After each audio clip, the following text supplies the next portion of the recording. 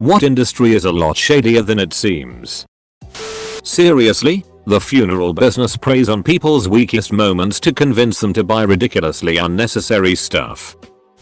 The textbook industry. Pearson is the ducking mafia.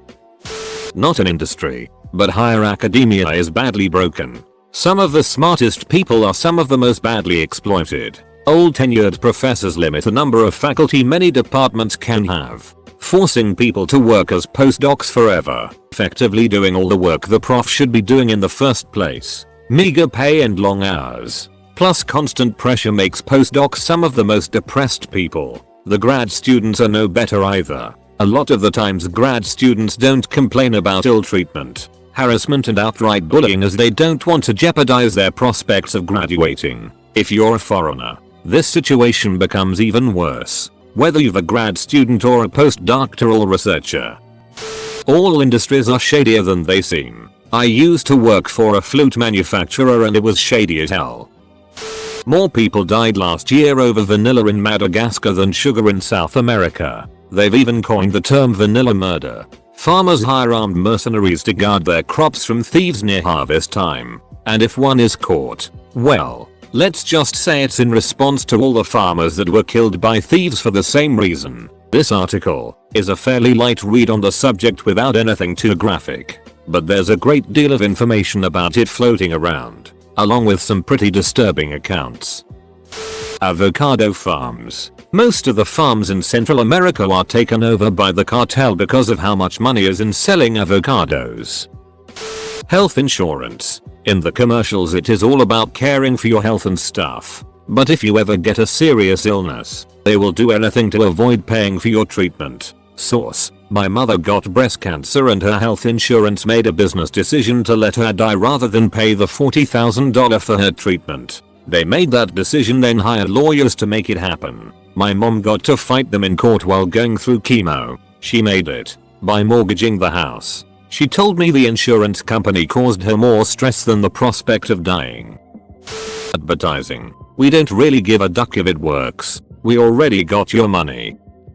This will probably get buried, but glitter, a manager of one of the biggest glitter manufacturers, Glitterx, said in a 2018 interview that most of the glitter they make goes to one buyer for a single industrial use. When asked who the buyer was and why they need so much glitter, she said, "Oh, I definitely can't disclose that." When asked why, she said because they don't want anybody to know it's glitter. Ever since this interview, people have been trying to guess what company or industry secretly uses most of the world's glitter and why they want to keep that use under wraps. I linked to the interview.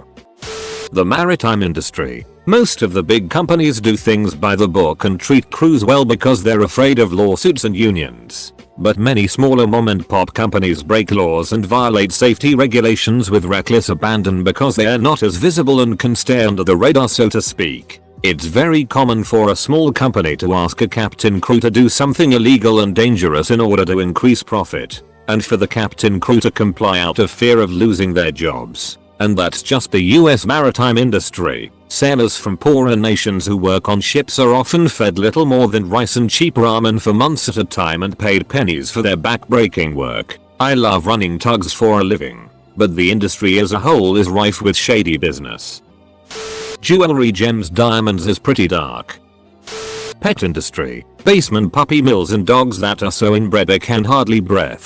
There are plenty of ethical breeders out there, and some unlicensed breeders are ethical even if in a legal gray zone, but the conditions of some of the so-called puppy mills can be really bad. Sometimes when breeds are mixed and the pup gets the recessive genes the breeders weren't looking for, they straight up euthanize it because they know it won't sell. Not to mention how many purebreds are actually not pure at all, and sold as is. Shady.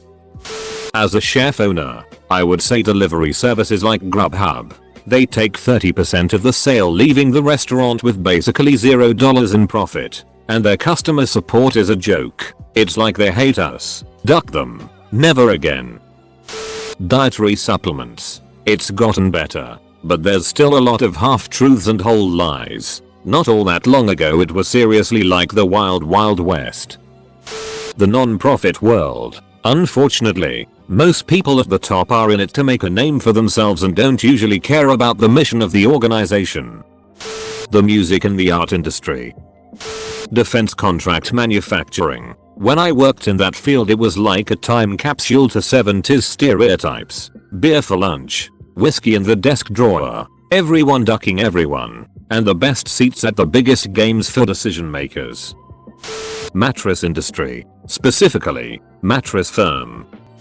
Eyeglasses. You have no idea the snow job they put most people through when it comes to buying them. It's far worse than trying to buy a new car from a dealership. Wholesale frames are about $5.20. Wholesale lens blanks are another $10. Any kind of dip coating, UV, tinting, etc. is negligible cost and effort to apply, literally pennies. To top it off, they don't even do a whole lot in-house, but send it to labs which are basically sweatshops that can take up to 2-3 weeks when labor time is literally under 5 minutes. Instead of training real opticians and technicians, they're just glorified sales staff now. Most of the time they don't even bother with proper measurement for PD, frame width, or arm fitting. Was an optician in the early 90s. I'm horrified at what the business has become.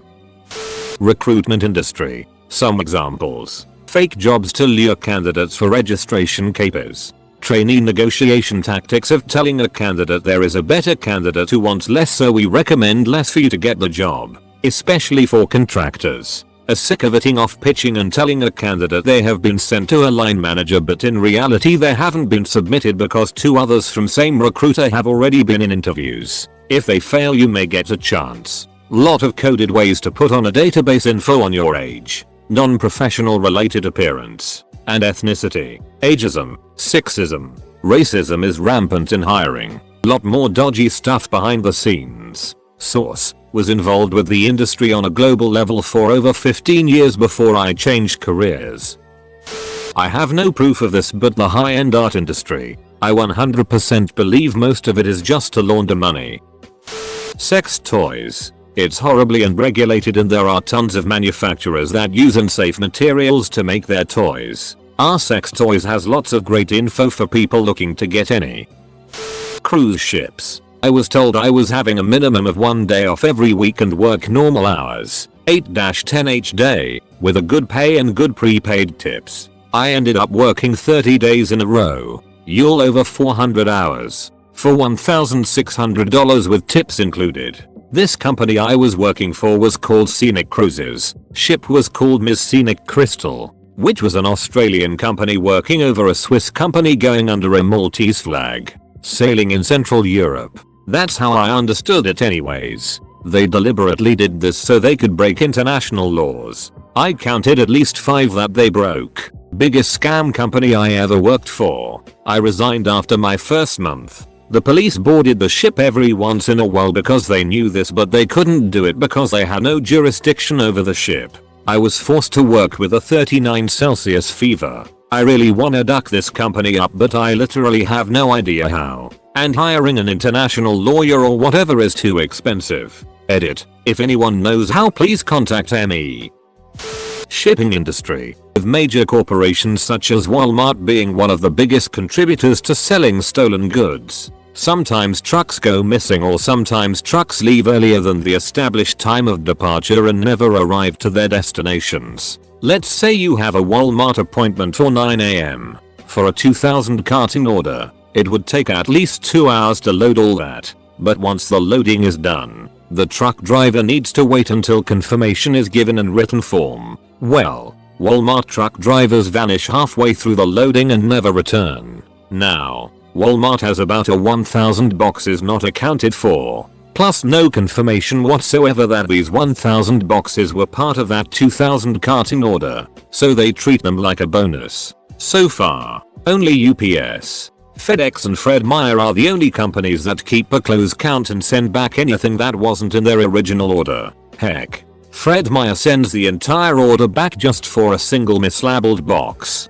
Lol. These 3 guys are the good guys, from what little I've seen. But Walmart, Jesus. Sometimes, boxes get labeled as being something entirely different in order to bypass special qualifications or restrictions. For example, about the time when Corona-chan started going crazy, We had to label toys and board games as groceries for a huge Walmart order that took about a week and a half to properly label and ship. It was a nightmare and pretty much every employee aside from the administrative staff was disgusted and pissed. Rating services like Yelp refuse to advertise and your good reviews magically get rearranged. Hey, look, if you want to do that and be transparent, I get it. But most every business owner knows how scummy this is and most clients just have no idea. I have a business that isn't something that would usually be looked for on Yelp. They called and I just froze. Luckily I do long-term rentals and was sold out. Explained I wouldn't have an opening for months. They seemed to leave me alone. Yet they have my business on the front page of Google search, under the wrong category. Eyewear. Luxottica owns a large majority of eyewear and holds a virtual monopoly on the market. They control all prices and will crush competition. The only reason eyeglasses and sunglasses are so expensive is because of price gouging. My dad knows a story from someone who works for a nationwide grocery chain. They have to deal with an Italian mafia to import balsamic vinegar. Meat industry. The factories are straight up disgusting. Not hygienic and they break so many regulations it's ridiculous. But OFC, when an inspection comes everything is in order. Scholarly journals. The actual research is usually paid for by the government. When it isn't paid for by the government, it's paid for by a foundation or in pharmaceuticals by a corporation that is developing a drug. The people who vet the research are all paid by their respective universities. All the journal does is distributes it. Yet they charge way more per page than anyone else who just distributes other people's writing. Politics. Like however shady you think it is, I promise you it's shadier. The plastic industry. They focus on telling the individual to recycle as a way to fix the global trash crisis. The real focus should be on companies that mass produce plastic and label it as recyclable, but recycling companies cannot actually recycle the materials. It costs too much to recycle certain materials and no one is willing to buy them. Mental health facilities. A lot of people trust today's mental health facilities, but from my experience they're quite flawed. Staff can be judgmental and condescending and downright cruel. A family member of mine was institutionalized for a while. I say with full certainty she was healthier before she went in than coming out. The places I've seen are most definitely for profit. They had no intentions of having her fixed and released. Also, sloppy. She was given the wrong people's meds several times. She was also prescribed dangerous combinations that wound up having her sent to the ER. Really stupid mistakes were made over and over. Dog boarding daycare are shady in the mafia sense, but you'd be surprised at some of the places I've worked at. Aggressive dogs don't get kicked out. Very dishonest about what goes on behind the scenes. Not enough staff to care for the number of dogs. My co-workers at my current job have had the same experience as well. We were all very happy to find a place that actually treats the dogs as the #1 priority. Most people are just in it for the money, which is funny cause there isn't much money in the dog industry. Nestle. They use child labor, steal the freshwater reserves from small villages in South Africa, promising to give them better access to it, then privatize it and attempt to sell it back to them as bottled water at a price they can't afford. Not to mention I believe they used some water sources rural villages needed for drinking water and used it to pump their wastewater into, then hide behind their lawyers to let them get away with it. I used to work as a mechanic and I damn well know some things they overcharge the customer for way too much. One time a girl came into my shop, maybe late 20s, you could tell she had no idea about cars. Well, there was some snow the last few weeks and she brought her car in because her roof concaved in on top where the snow sat, so now there's a bowl-like spot on her car roof. So she asked us if we could somehow fix it, so my manager came up, told her he'll take a look, so she goes and sits in the lobby area. My manager opens the car door and looks at the roof for 3 seconds before slamming his fist up into the roof of the car, pushing the collapsed roof back to normal. He kept the car in the shop for an hour and spent maybe 10 minutes rubbing the dents out. He charged her $700 for a good punch. Glad I'm not in that industry anymore.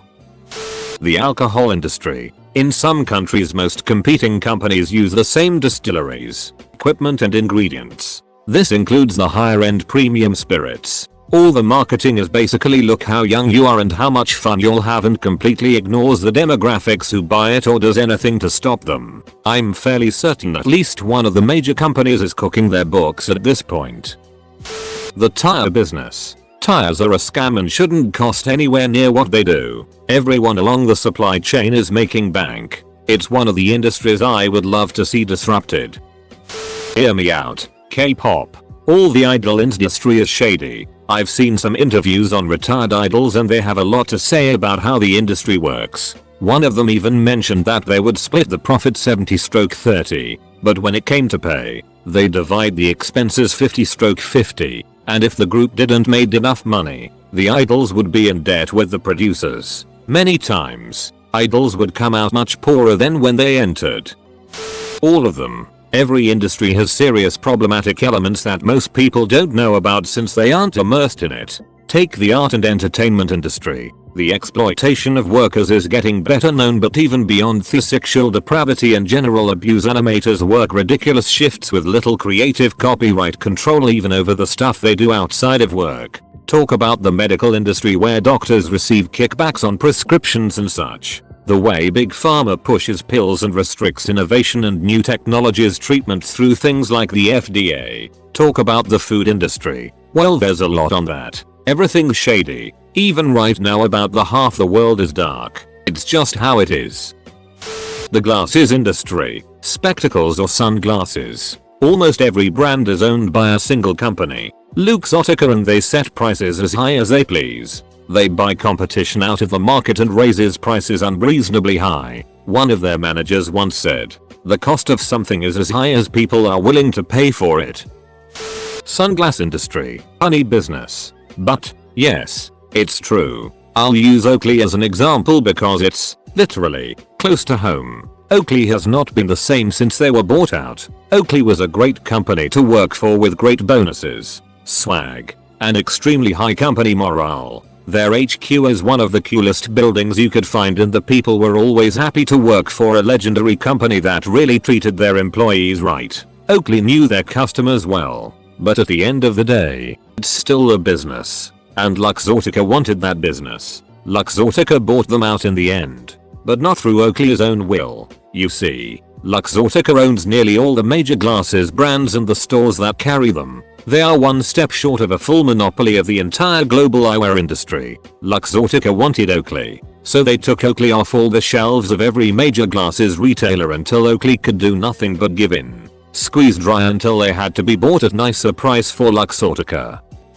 Seriously, gentlemen's clubs, aka strip clubs. I worked as a bouncer DJ for many years in a couple clubs, and there is a lot going on in the background that is shady as hell. Not only from the dancers but also bartenders, bouncers, management, owners, etc. What kind of things? Drug dealing and prostitution mainly. In some places trafficking is a big problem. They will usually market the work as office jobs, service industry jobs. Then when the ladies get there they take the passports and lock them into working the debt of travel off. But they never do because they have to pay the employer for food and lodging and other stuff. The place I worked in the US was only the drug dealing and prostitution part. Fishing industry. As a new manufacturer up against brands well known for manufacturing in China for generations, I found that from the highest up to the lowest down, they present an offer to make more money together, and time after time after time, it doesn't pan out as presented. I stopped my business. In about a year, I might give it another shot, but times will be much different. However, those businesses have generations of success killing the competition. I'm pretty sure I'm no match for them due to— sorry, I have actual values. I'll get financially killed again. But hey, if you like to fish, I make a really good fishing line cutter. We can do commerce in a better way. Vape juice. I did some work for a company that used to wholesale to a whole lot of smaller vape shops. The places that sold to us ranged from vape juice laboratories to guys making it in bathtubs. I actually quit vaping seeing some of the conditions the juice is made in. Bonus: one of the guys making it in his bathtub had to excuse himself because he needed to move his stuff as his mum wanted to use the bath. People are messed up. I actually learned this from Netflix. Gold. Apparently a large part of the US gold industry is a front for drug cartels to launder money. Hollywood television in general. I'm a big MasterChef fan, so I decided to have a quick look at some of the backgrounds of the chefs presenters on the show. The amount of well-known celebrity chefs who have been in controversies around underpaying their staff is ridiculous. We are talking millions in unpaid wages in Michelin star restaurants, but yet they get to play the high horse high integrity roles on these TV shows. I guess this is more related to how the restaurant industry works, but yeah, it's hard to find someone to look up to.